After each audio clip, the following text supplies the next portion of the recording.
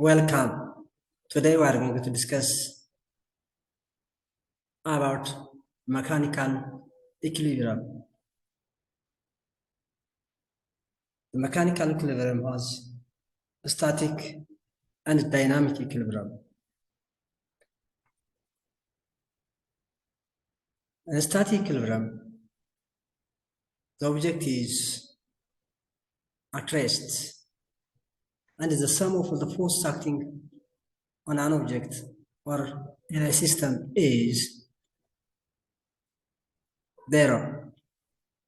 In dynamic equilibrium, the object moves with constant velocity, and the sum of all the forces acting on an object is zero.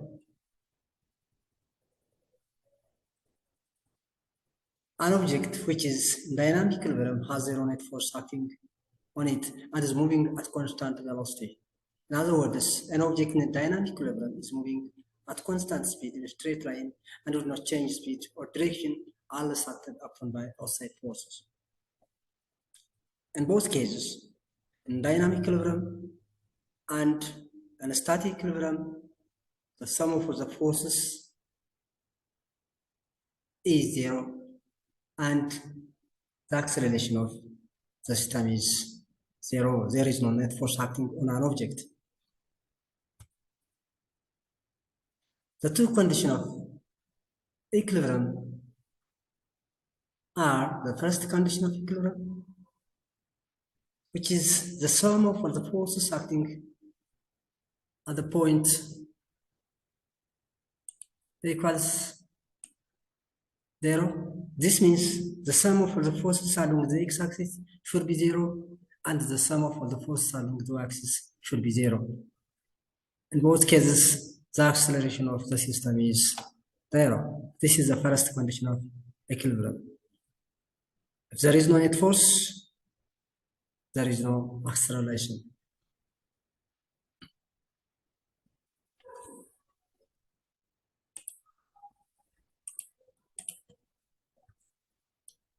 In the second condition of equilibrium, the sum of the torque acting on an object is zero.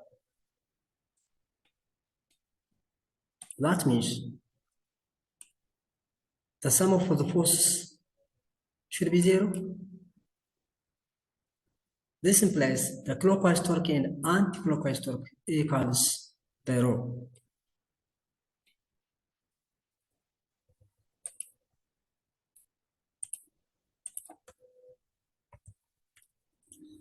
This system is first the second condition of equilibrium or torque equilibrium because of all the forces passing through a single point or a common point. This is a point all forces F1, F2 and F3 passing through this point. So this system is a torque equilibrium.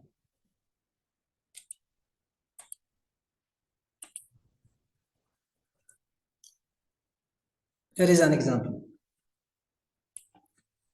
A uniform beam of length 7.6 meters and weight 4.5 times 10 to the power of 2 Newton is carried by two workers, Sam and Joe, as shown in the figure. Determine the force that each person exerts on the beam. A uniform beam of length 7.6 meters and weight 4.5 times 10 to the power of 2 Newton is carried by two workers, Sam and Joe, as shown in the figure. Determine the force that each person exerts on the beam.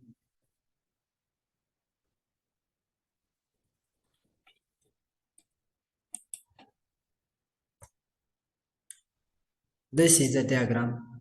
The Sam and the Joe exert the force on the beam upward, and the weight of the beam is downward. The beam is uniform. Its mass is concentrated at the geometrical center, or the center of mass is a geometrical center. Now the question is to calculate the force exerted on the beam due to Sam and Joe. Here is the free body diagram. Take axis of rotation at point A. There are three forces: Fs, Fg, and the weight of the beam. Fs and Fg exerted on the beam upward, and the weight is downward. The summation of the forces along the axis should be zero, which is Fs plus Fj minus Mg equals 0. This implies Fs plus Fg equals 4.5 times 10 to the power of 2. These forces are the force exerted on a beam along the y-axis. Fs and Fj exerted on the beam upward, and the weight is downward, which equals Fs plus Fj 4.5 times 10 to the power of 2. Here is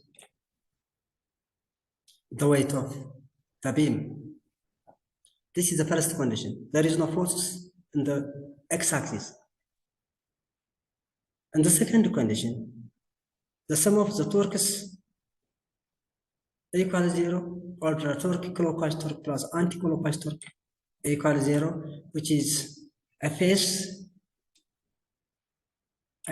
and Fj produces anti-clockwise torque, and the weight of the beam produces clockwise torque. The distance from the axis at point A to Fs is 1 meter. So Fs times 1 meter plus the distance from the axis A to Fj is 5.6 meter. Fj plus 5.6 meter minus the weight is found at the geometrical center, which is 3.8. Because of the beam is uniform, the center of mass is found at geometrical center. Therefore, the distance from the axis A to the center of mass is 3.8. So the clockwise torque equals mg times 3.8 equals 0. This is the torque exerted on the beam. So solving or reducing this equation gives Fs plus 5.6G. So F1 Fs plus 5.6 Fg equals 17 times 10 to the power of 2. This is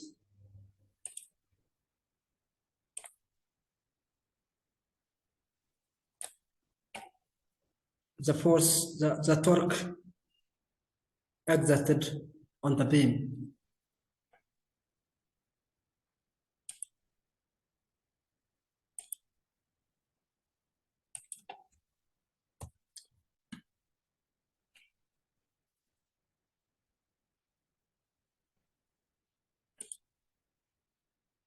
Solving equation 1 and equation 2 gives Fj is 274 and Fs 176 Newton. So Sam exerts an upward force of 176 Newton and Joe exerts an upward force of 274 Newton.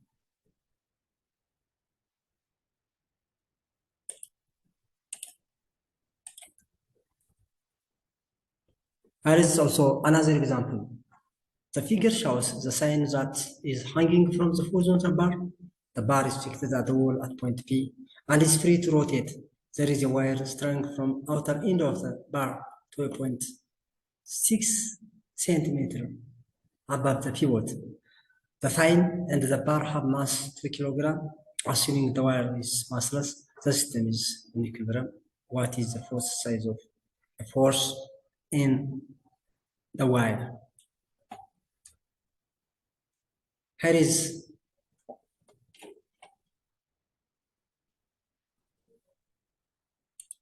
a diagram. there is a force at point P. This is a R is fixed at point P. There are two forces always at the hinge or at point P.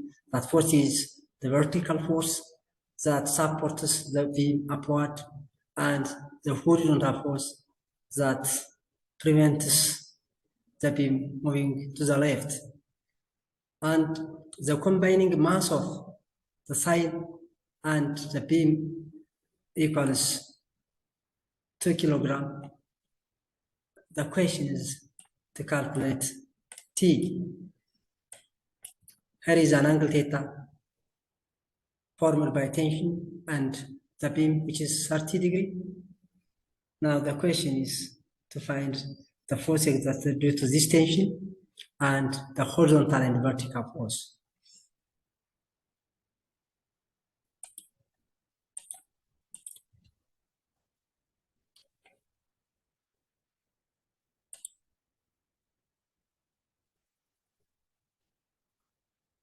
This is the free body diagram. V is the vertical force which is exerted at point P that supports the beam upward from sloping.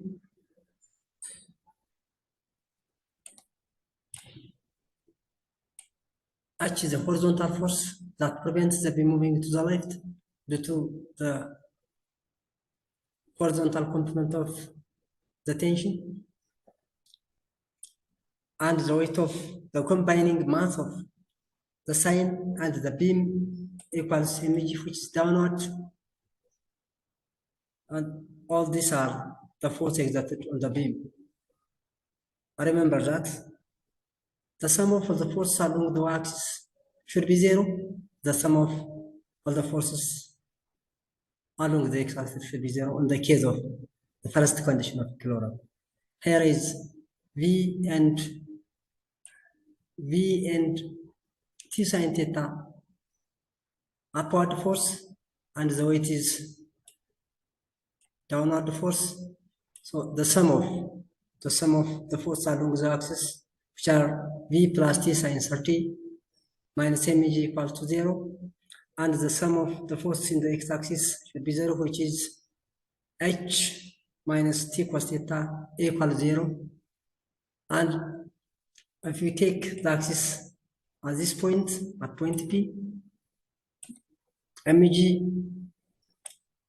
produces clockwise torque, and the tension T sine theta produces anti-clockwise torque.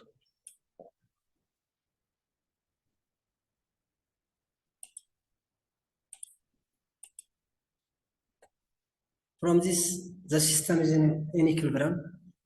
The combining mass of the sine and the beam equals 20 Newton.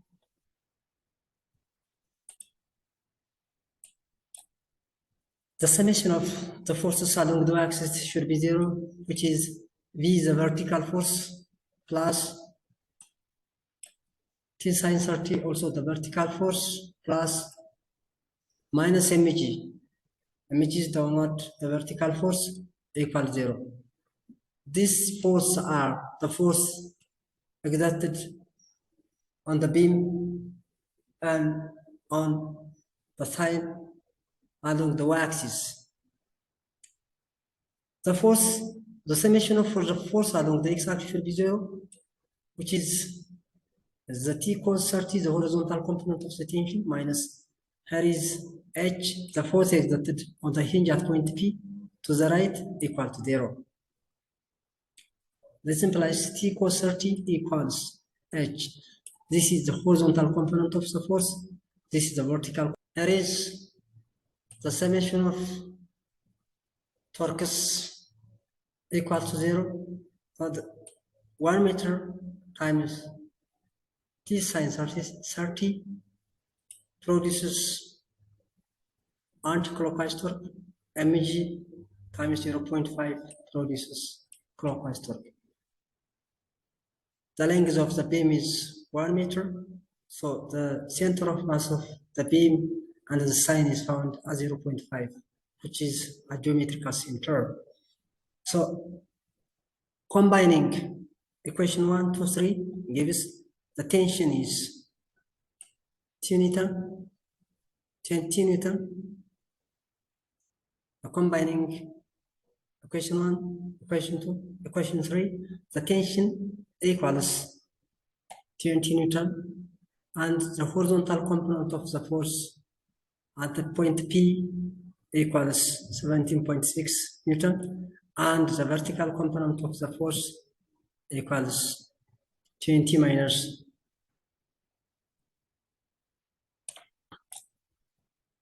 20 times 0.5, which equals 10 Newton. These